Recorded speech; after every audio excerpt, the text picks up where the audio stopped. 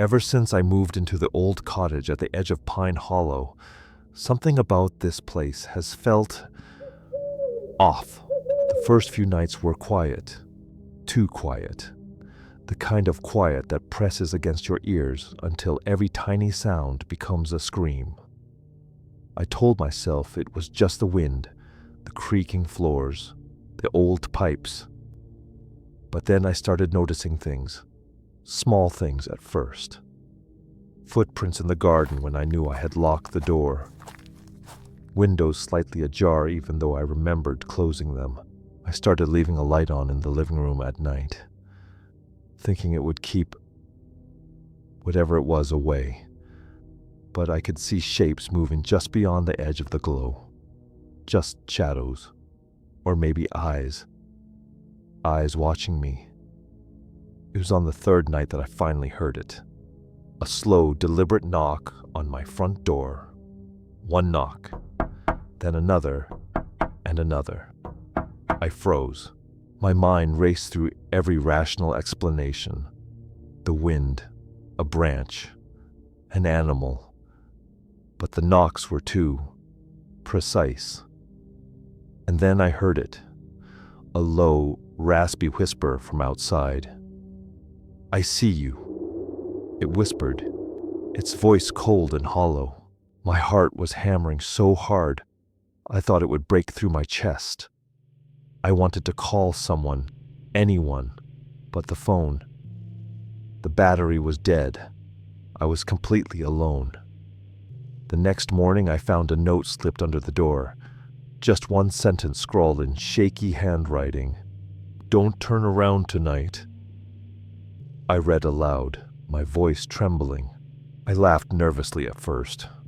Obviously some prank. But as the day wore on, I realized I hadn't seen a single neighbor. No one passed by the road. No cars. Nothing. It was like the world had disappeared. Night fell fast, thicker than usual. A dense fog rolled over the hollow, swallowing the moon and street lamps. I could barely see my own hand in front of my face. And then I heard it again. "Don't turn around." It whispered closer this time. I sat frozen, clutching my knees. Every instinct screamed to run, but I couldn't move. Something was out there, waiting, watching, patient. I could feel its gaze like icy fingers up my spine. And then the knocking started again.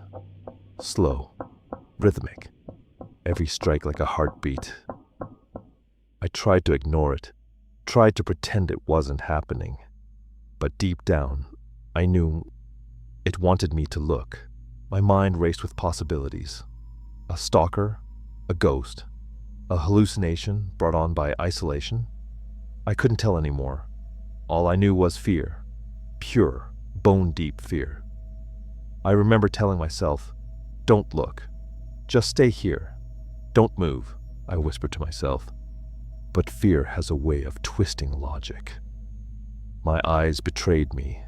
I turned slightly, just a little, enough to see a shadow at the edge of the fog. Human shape, tall, featureless. Staring, frozen, I watched as it lifted its hand. Not to knock, not to wave, just pointed at me. A single gesture, yet more terrifying than anything I could imagine. Then it whispered, clear and deadly. "You shouldn't have moved," it said, its voice echoing in the fog. I bolted. I don't even remember opening the door or running into the fog. All I knew was that the air itself seemed alive, pushing me forward, urging me to escape. Behind me, I swear I heard footsteps. Not mine. Heavy, deliberate, matching my pace. I ran for what felt like hours. The fog never lifted. The footsteps never stopped. And then, as dawn began to creep over the horizon, I tripped, fell hard. When I looked up, the fog was gone. No footprints, no shadow, nothing. Just the cottage, silent and innocent looking, as if nothing had happened. I haven't slept in days. I haven't gone back to the cottage. Friends say I'm imagining it, that it was just a nightmare. But I know what I saw. And sometimes, late at night, when the wind is right, I swear I hear that whisper again. I see you, it whispered, cold and hollow. When I moved into this house, the realtor never mentioned the smell. It wasn't strong at first. Just a faint metallic tang that hung in the air of the hallway near the stairs. I told myself it was just old pipes, maybe some mold. But every night, as the house settled and the wind outside grew quiet, the smell got stronger. Then came the sounds. At first, I thought it was rats, scratching, faint and sporadic, coming from beneath the floorboards. But then the scratching turned into tapping. Slow, deliberate, almost like a code. One night I couldn't take it anymore. I grabbed a flashlight and got down on my hands and knees, pressing my ear against the wood. I held my breath. There it was. Tap, tap, tap, right under me. And then, just when I thought I was imagining things, I heard it. "Can you hear me?" A voice asked, muffled but disturbingly clear. I nearly dropped the flashlight. My first instinct was to laugh. A prank, obviously. Maybe some kid crawled under the house, but there was no crawl space. I had checked when I moved in. There was nowhere for anyone to hide. The next night the voice came again. "Let me out!" It whispered, soft and pleading. I tried to ignore it, told myself I was dreaming. But the tapping grew louder, more insistent. Every night at 3:15, without fail, it started. Tap, tap, tap, followed by that same voice. "Please, I'm still here," it said, this time more desperate. I stopped sleeping in the bedroom. I started drinking at night just to pass out without hearing it. But even drunk, I sometimes woke up, heart pounding, to the sound of fingernails scraping the wood. Finally, I broke. I tore up the carpet, ripped out the boards, splinters slicing my hands. The smell hit me like a wave. Sweet, rotten, unbearable. And then I saw it. A hollow cavity beneath the floor. And inside it, a shape. Small, human, curled in a fetal position. Its head snapped toward me. "Thank you," it said, grinning with blackened teeth. I stumbled back, but before I could move, it clawed its way up through the gap, too fast, too fluid, like it had been waiting for years. I ran. Out of the house, into the street, barefoot, bleeding. I didn't look back until I was halfway down the block. The house was silent again. No tapping, no scratching.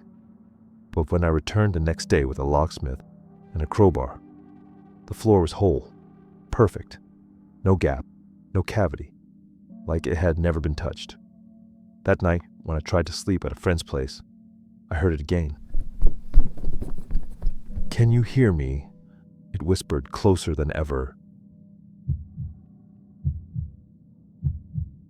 When I first saw the apartment listing, it looked perfect. Cheap, downtown, spacious. Too good to be true. The landlord seemed odd. He spoke in short sentences, never meeting my eyes, and hurried me through the showing. There was one thing that stuck out, though. A section of the hallway wall that looked newer than the rest. Different paint, slightly uneven. I asked him about it. "Just an old storage space we sealed off years ago," he said quickly, almost too quickly. Something about the way he said it made me uneasy, but rent was cheap and I signed the lease. The first few nights were uneventful. I was busy with work, unpacking boxes, trying to settle in. But on the fourth night, I woke at exactly 3:33 a.m. to a faint sound. It was coming from behind that patched section of wall. At first, I froze in bed, listening. One knock, then another. Slow, rhythmic, like it was counting. I told myself it was the neighbors. Thin walls, old building. But when I put my ear to the wall, I heard something else. Breathing. Slow, raspy breathing. I couldn't shake the thought of that sealed storage room. The next morning, I asked the landlord again. "Don't worry about it," he said sharply, cutting me off. "Just stay away from that wall." I didn't press him, but that night, I moved my mattress to the living room, away from the sound. I told myself I was being paranoid. It didn't help. At exactly 3:33, the knocking started again. This time, there was a voice. "Come closer," it whispered, hoarse and childlike. My heart nearly stopped. I backed away from the wall, but the voice followed. "Don't run. I just want to see you," it said, almost playful. I barely slept after that. The next day I bought tools, a hammer, a crowbar. I told myself I wasn't going to use them, but they made me feel safer. That night the knocking didn't start at 3:33. It started earlier, louder, faster, urgent. "Let me out!" The voice screamed, furious now. I grabbed the crowbar, shaking. My rational brain told me to leave, to call someone, anyone. But something inside me, curiosity, fear, I don't know, pushed me toward the wall. Piece by piece, I pried away the plaster. Dust filled the air, choking me. And then behind the last board, I saw it. A room, small, windowless. And standing inside was me, or something that looked exactly like me. It smiled. "Finally," it said, stepping toward me. I stumbled back, dropping the crowbar. My double climbed through the gap with jerky, unnatural movements. "Don't be afraid," it said, its grin widening. "I've been waiting so long." I ran to the door, but it wouldn't open. The locks had been replaced. The deadbolt was new, shining, as if it had always been there. Behind me, it laughed. "You're free now," it said softly. Then it stepped out into the hallway and closed the door behind it. I was trapped. The wall sealed itself back up. I swear I saw it happen, brick by brick, like time reversing. And now I'm here. There's no door, no way out, just these walls closing in. Every night at 3:33, I hear it walking in my apartment, sleeping in my bed, living my life. And sometimes it comes back to the wall. "Are you still there?" it asks, voice full of mockery. Yes, I'm still here. And soon I think I'll answer,